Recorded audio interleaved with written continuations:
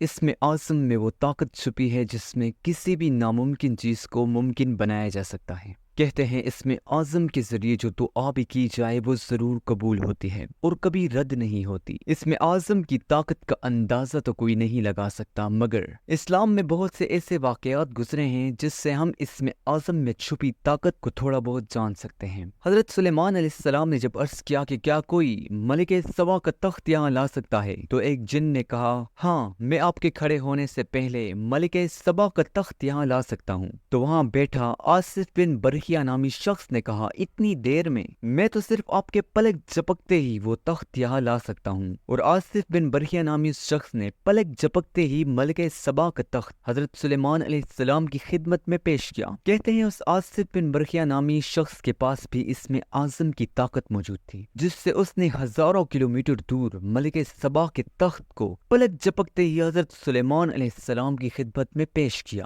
امام ابو حنیفہ رحمۃ اللہ علیہ تشریف فرماتے ہیں کہ ایک شخص آیا اور اس نے عرض کیا کہ اسم اعظم کیا ہے؟ تو امام ابو حنیفہ رحمۃ اللہ علیہ نے فرمایا کہ اگر اسم اعظم تمہیں معلوم ہو جائے تو تم پانی پر چل سکو اور تمہارے پاؤں بھی گیلے نہ ہوں۔ حضرت موسیٰ علیہ السلام کے پاس بھی اسم اعظم کی طاقت موجود تھی۔ حضرت موسیٰ علیہ السلام نے اللہ سے دعا کی اور سمندر کے دو ٹکڑے ہو گئے۔ حضرت یونس علیہ السلام کا واقعہ، جب وہ مچھلی کے پیٹ میں تھے تو انہوں نے اللہ سے دعا کی اور اللہ نے یونس علیہ السلام کو اس امتحان سے باہر نکالا۔ حضرت علی رضی اللہ تعالیٰ عنہ نے ایک واقعہ سنایا کہ دو فرشتے تھے جو لوگوں کے درمیان فیصلہ کیا کرتے تھے۔ ان کے پاس ایک عورت آئی اور کہا کیا تم مجھے وہ الفاظ بتا سکتے ہو جس سے تم آسمانوں پر جاتے ہو اور واپس آتے ہو؟ فرشتوں نے کہا وہ اسم اعظم ہے۔ عورت نے بہت کوشش کی مگر فرشتوں نے منع کر دیا، لیکن اس عورت نے فرشتوں کو منا ہی لیا۔ جب اس نے وہ الفاظ پڑھ کر اپنی خواہش کا اظہار کیا تو وہ آہستہ آہستہ آسمانوں کی طرف جانے لگی۔ تبھی ایک فرشتہ چیخا اور اس کا سر جسم سے الگ ہو گیا اور اس کو یہی سزا ملی کہ اس کو آسمان کی طرف لے جا کر مسخ کر دیا گیا۔ ایک بزرگ ہمیشہ اسم اعظم کی تلاش میں رہتے تھے مگر اسے اسم اعظم معلوم نہ ہو سکا۔